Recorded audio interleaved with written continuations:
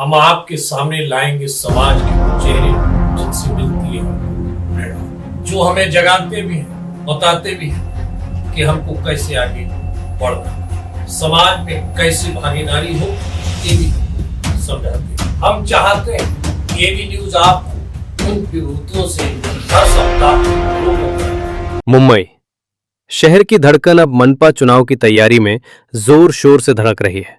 हर party अपने योद्धाओं को मैदान में उतारने को बेताब। ऐलान हो चुका है वार्ड 174 में महिला ओपन आरक्षित सीट पर बीजेपी का परचम लहराने को तैयार है एक ऐसी ऊर्जावान महिला नेत्री रेखा मिश्रा।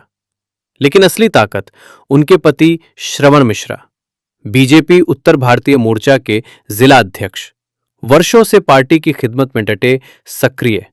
रेखा मिश्रा ने इन्हीं से लिया है राजनीति का हर गुरुमंत्र। चुनावी रणनीति परिपक्व, सशक्त और पूरी तरह तैयार। जनता के बीच उतरकर समस्याएं सुनती हैं, समाधान करती हैं। लंबे समय से क्षेत्र की सेवा में जुटी बीजेपी नेताओं की पसंद बताई जा रही हैं रेखा मिश्रा। पार्टी स्तर पर उनकी दावेदारी मजबूत, सर्वे में नाम चमक रहा। कल्पना कीजिए अगर बीजेपी ने रेखा मिश्रा को टिकट थमाया तो वार्ड 174 की जंग एक तरफा हो जाएगी। ऊर्जावान, क्रांतिकारी ये महिला नेता मुकाबले को पलट देगी।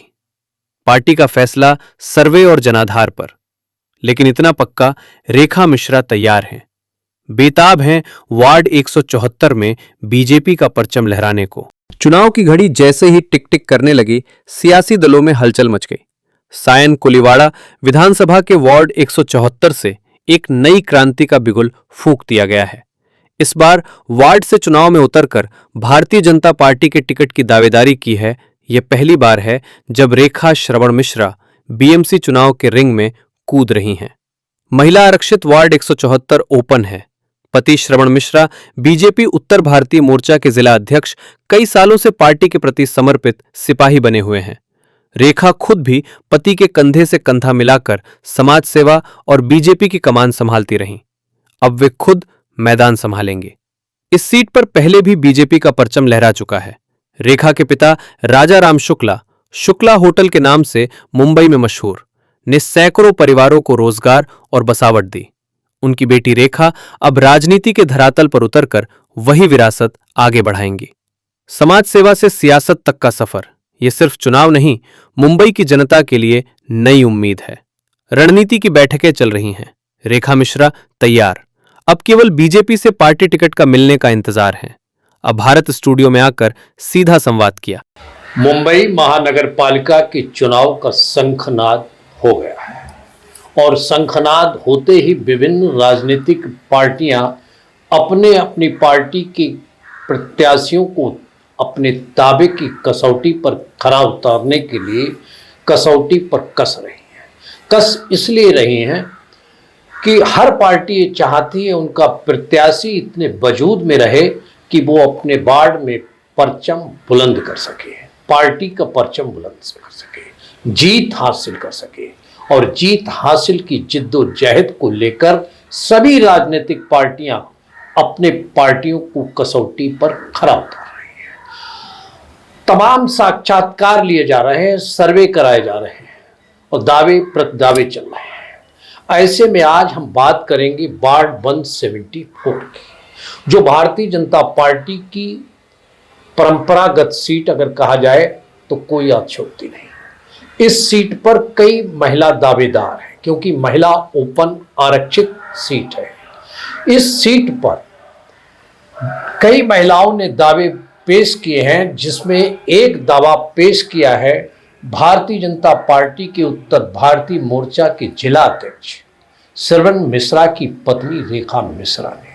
जी हाँ, रेखा मिश्रा एक ऐसी महिला नेत्री के रूप में उभर कर सामने आई हैं जिनको अगर सही मायनों में देखा जाए कि 2012 से उन्होंने जिस तरह से धरातल पर उतरकर काम किया है और श्रवण मिश्रा के साथ कंधे से कंधा मिलाकर काम करते हुए आज इस मुकाम पर पहुंची हैं कि उन्होंने पार्टी के दावेदारी सिद्ध की है।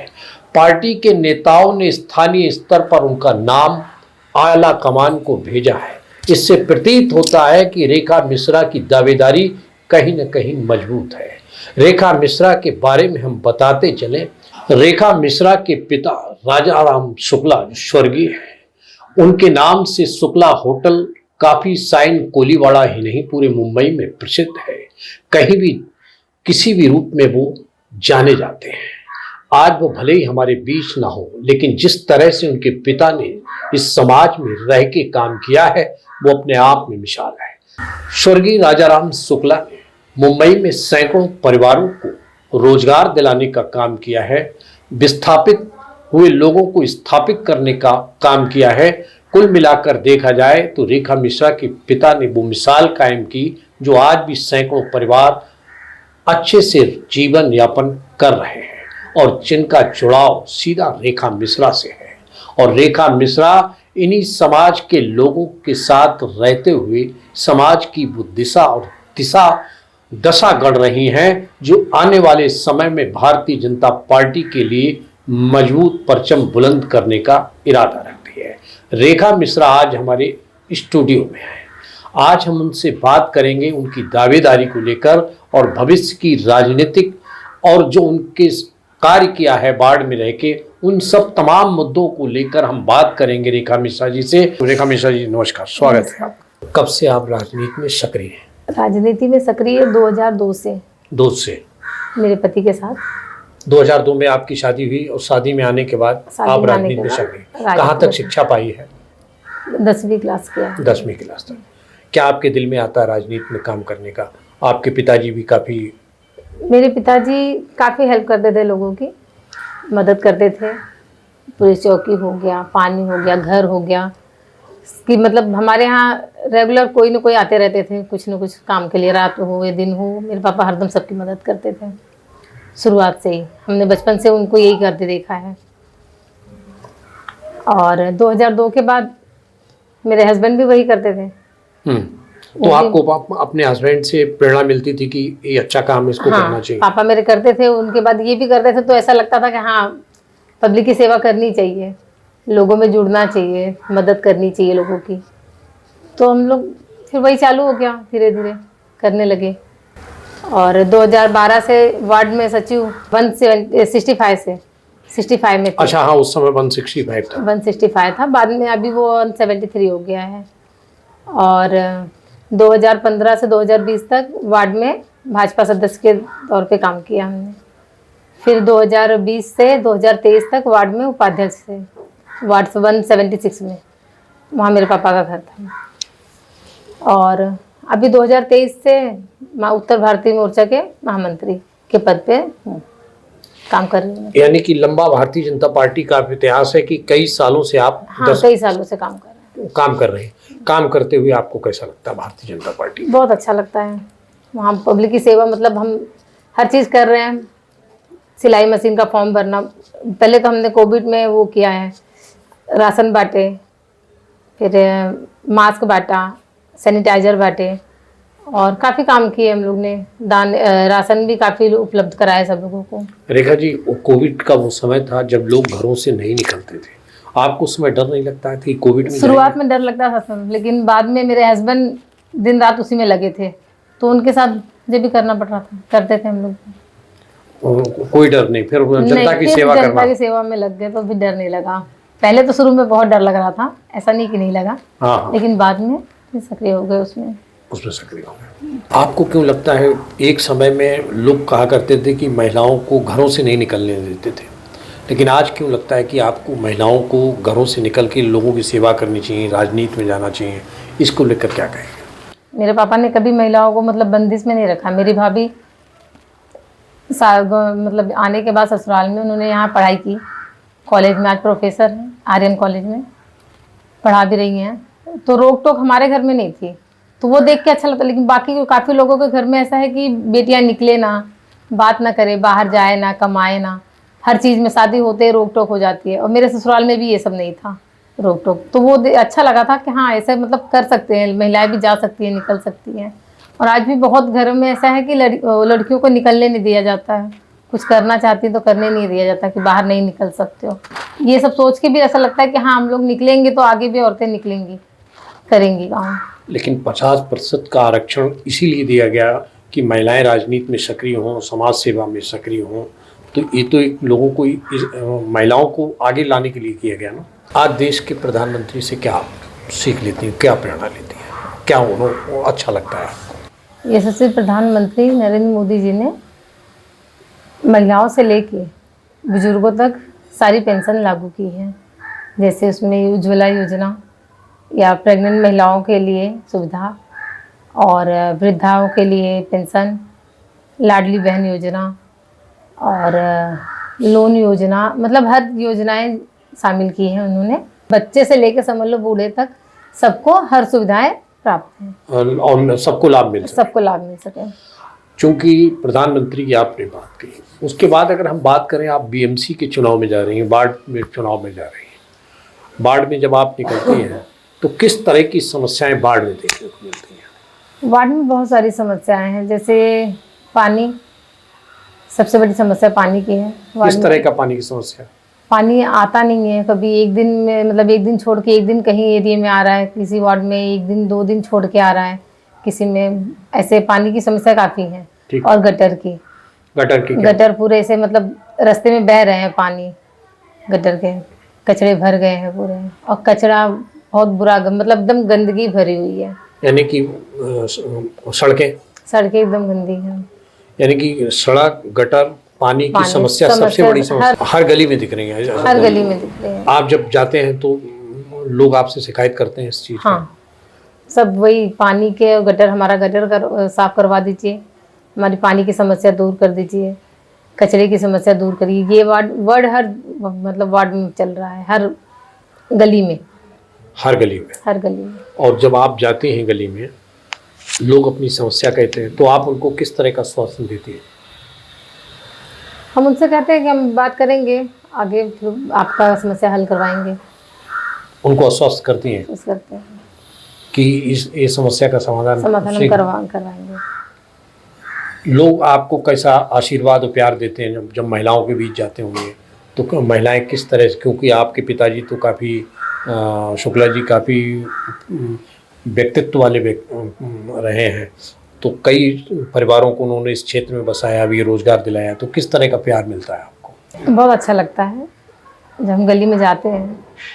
कुछ लोग पिता की वजह से पहचानते हैं, कुछ पति की वजह से, कुछ हमारे वजह से पहचानते हैं। गली में इतने सालों से काम कर रहे हैं हम लोग, तो बुलाना, बिठाना, चाय पानी कराना, हर गली में कोई ना कोई मिलते रहते हैं और सब सम्मान करते हैं। सबकी समस्या हम सुनते हैं, उनको पूरी करने की कोशिश करने की बातें करते हैं कि हाँ, हम आपकी समस्या पूरी करने की पूरी कोशिश करेंगे।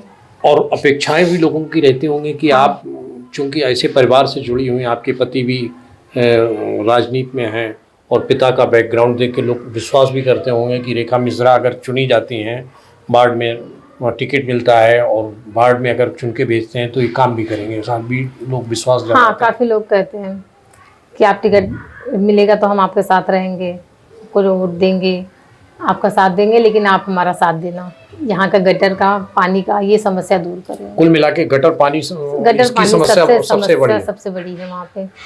वार्ड का अपनापन, प्यार सब मिलता है। आपके दिन में क्या फीलिंग आती है कि इनकी वास्तव में समस्या है और इसका निराकरण करना चाहिए? हाँ, वो जरूरी है बहुत, क्योंकि आप भी उसी वार्ड में रहते हैं, घर है आपका। हाँ, हमारा घर है वहाँ पे, और वो समस्या देख के ऐसा लगता है कि हाँ, ये पूरी होनी चाहिए, और हम कोशिश, अगर हमारे हाथ में होगा तो हम करेंगे, जरूर करेंगे। मतलब ये संकल्प है कि ये सबसे पहले, हाँ, सबसे पहला वही होना है। वार्ड में आप जाते हैं, लेकिन बच्चों के लिए भी कोई समस्या होगी, महिलाओं के लिए भी समस्या होगी, ऐसी क्या समस्या आती है? बच्चों को खेलने की जगह नहीं है वहाँ, गली में कचड़े और गटर की वजह से बच्चे खेल नहीं सकते। उनको खेलने के लिए पार्क चाहिए या खुली जगह चाहिए। वहाँ जो मैदान है वो सब एकदम कचड़ों से भरे हुए हैं, तो वहाँ पे सफाई बिल्कुल भी नहीं है वार्ड में। ये समस्या बच्चों के लिए बहुत बड़ी है। यानी कि अगर मैदान को साफ सुथरा कर दिया जाए तो बच्चों को बच्चे खेलने के लिए जगह हो जाएगी। जगह है वहाँ पे? जगह होने के बावजूद भी बच्चों के लिए वो नहीं है। अगर देखा जाए तो बीजेपी का वार्ड था, बीजेपी का कैंडिडेट वहाँ थे, बीजेपी के आमदार भी हैं, तो कैसे काम वहाँ पे समस्याओं का समाधान तो सभी कहते हैं कि होता है, लेकिन 3 साल में नगर सेवक का चुनाव नहीं, लेकिन ऐसे में भी काम किया जा रहा है। कैसे काम होता है, क्या आपको देखने को मिलता है उस पार्ट के अंदर? वहाँ 3 साल से नगर सेवक कोई नहीं है, इसकी वजह से भी थोड़ी प्रॉब्लम है। और आमदार जी काम करते हैं वहाँ, उनका नाम है एरिया में कि हाँ वो काम करते हैं, लेकिन जिस हिसाब से होनी चाहिए वो नहीं है। मतलब जो उनके संज्ञान में आमदार की जाता है वो काम करते हैं। हाँ वो करते हैं वो, लेकिन पूरा नहीं हुआ है, समस्या बनी हुई है। समस्या इसीलिए बनी नगर हुई सेवक का, देखिए जो नगर सेवक का काम है वो नगर सेवक ही करेगा, आमदार के पास जो समस्या जाएगी वही करेगा। हाँ क्योंकि नाम है उनका, आमदार जी का, आमदार जी ने काफी काम किया है वहाँ पे, सब कहते हैं। आमदार से प्रभावित है लोग, हाँ, खुश रहते हैं। आमदार से प्रभावित है। मतलब जनता ये बात जानती है कि हाँ, भारतीय जनता पार्टी के हमारे नेता जो हैं नेता काम जो है करते हैं, काम इसीलिए करते वो हैं। हाँ, भारतीय जनता पार्टी से जुड़ी हुई है। हाँ जुड़े हुए हैं। अगर बात की जाए कि अब आप चूंकि पिता भी का भी व्यक्तित्व बहुत विराट रहा है और आपके पति का भी, तो उनसे आपने कोई सीख ली होगी, क्या सीख ली है? पब्लिक सेवा मतलब लोगों की सेवा करना, ये ज्यादा करके मेरे पापा ने भी किया है और मेरे पति ने भी पब्लिक सेवा ही वो करते आए, और वही हमने देखा है। पब्लिक सेवा करो, जितनी हो सके, जिसकी मदद कर सकते हैं उतनी करते हैं। यानी कि जनता की सेवा करना। जनता की सेवा मतलब यही गुरु मंत्र है कि केवल जो भी आए जनता जो की भी सेवा आए करो। उसकी सेवा करो, मदद करो, जितनी हो सके अब खुद से वो मदद करनी चाहिए उनकी। अगर बात की जाए कि भारतीय जनता पार्टी के रूप में आप किस तरह से घर घर जाकर लोगों का काम कर रही हैं या किए हैं, तो आपके पास क्या उपलब्धियां हैं? मैं घर घर जाकर लोगों से संपर्क किया है मैंने, लाडली बहन का फॉर्म भरा है, घर घंटी सिलाई मशीन का फॉर्म भरवाया है, दिलाया है सबको फ़ोन कर करके मैंने, और आयुष्मान कार्ड बना के दिया है, वोटिंग कार्ड भी का फॉर्म भी भर के दिया है लोगों को, और महिलाओं के हर स्कीम का फ़ायदा दिलाने की कोशिश करती हूँ लोगों को। और ये बीजेपी का कार्ड बन रहा था वो बनवाया है सबका, 1000 लोगों का, 1800। और अभी केवाईसी हो रही है लाडली बहन की, वो कर रही हूँ घर घर जाके। लोन भी आ रहा है केवाईसी बहनों के लिए? लाडली बहनों के लिए लोन भी आ रहा है, चालू हो रहा है। कितना लोन आ रहा है? 1 लाख का। उनके लिए फार्म भरे जा रहे हैं? हाँ चालू भरवाए हैं आपके? हाँ अभी चालू हुआ है। हम्म। वो अभी ज़्यादा दिन नहीं हुआ, अभी चालू हुआ, तो थोड़ा चालू हुआ है फॉर्म भरना। अभी तो केवाईसी 30 तारीख तक है, इसलिए वो पहले ज़्यादा किया जा रहा है, क्योंकि केवाईसी अगर नहीं होगी तो वो लाडली बहन का फॉर्म वो बंद हो जाएगा। आप घर घर जाके लाडली बहन का केवाईसी कर। 1 लाख रुपए की जब आप बात आती कि लाडली बहना के लिए रुपए का आ रहा है, ये जानकारी है आपको? हाँ ये है, अभी फॉर्म चालू हुआ है किसके द्वारा? मुंबई बैंक के माध्यम से प्रसाद लाड जी और प्रवीण दरकर जी के द्वारा लागू किया गया है। तो आप इसके फार्म भर रही हैं, 1 लाख रुपए हाँ। दिलवा रही महिलाओं जी के लिए? दिलवा रहे हैं। और सिद्धि विनायक मंदिर ट्रस्ट के द्वारा भी आप शायद कोई काम कर रही थी? हाँ पवन त्रिपाठी जी के माध्यम से दवाई की सुविधाएं मिलती हैं, जिसका लाभ हम पब्लिक तक पहुंचाने की कोशिश कर रहे हैं। यानी कि आपका उद्देश्य केवल साफ रहता है कि पब्लिक को कैसे सीधा लाभ दिया है। जी आप जहाँ एक और गटर पानी गंदगी उसके लिए संघर्ष कर रही हैं, हाँ दूसरी ओर आप जो है लोगों की स्वास्थ्य सुविधाओं के लिए आप संघर्ष कर रही हैं। जी। रेखा जी, अगर हम कहें कि 1 मिनट में अपने दिल की बात जनता से सीधे कहें, तो क्या विश्वास पार्टी को, क्या विश्वास क्षेत्र की जनता को आप दिलाना चाहेंगे? आप बोल सकते हैं। अगर ये वार्ड नंबर 174 से पार्टी ने मुझे टिकट दिया, तो मैं पार्टी को विश्वास दिलाना चाहती हूँ कि उस वार्ड में कमल जरूर खिलेगा, और जनता को ये विश्वास दिलाना चाहती हूँ कि अगर मैं जीती वहाँ से, तो उन लोगों के जितनी समस्याएं हैं, पानी, गटर और मैदान, जो भी हैं उनकी समस्याएं, मैं सबका निदान करके उन्हें दूंगी। ये मेरा संकल्प है। ये थी 174 की भारतीय जनता पार्टी की दावेदार रेखा मिश्रा जी, जिन्होंने वार्ड की लेकर तमाम समस्याओं को लेकर, पार्टी की नीतियों को लेकर अपनी बात को बड़ा सटीकता से रखा। उन्होंने कहा कि जब वो लोगों के पास जाती हैं तो जो सबसे बड़ी वार्ड की समस्या है, गंदगी, गटर, बच्चों की पार्किंग आदि तमाम तरह की समस्याओं से लोग उनको अवगत कराते हैं। वो भी उसी वार्ड में रहने वाली हैं। भले ही उनको पिता का और पति की वजह से सम्मान मिलता हो, लेकिन उनका भी अपना कार्य क्षेत्र रहा है। पिछले कई सालों से वो जनता के लिए संघर्ष कर रहे हैं। जिस तरह से घर घर जाकर लोगों को समस्याओं से निजात दिलाने के लिए संघर्ष किया, वहीं देश की जो भी सरकारी योजना हो, उनका प्रयास रहता है कि हर घर तक वो सरकारी योजनाएं पहुँचें, उनका लाभ लोगों को मिले। और वो चिंतित भी रहती हैं और उनकी चिंता साफ हमसे वार्तालाप में प्रतीत हुई और संकल्प भी उनका नज़र आया कि किस तरह से वो काम करेंगी, पार्टी के लिए वचनबद्ध हैं और साथ ही जनता के लिए वचनबद्ध हैं।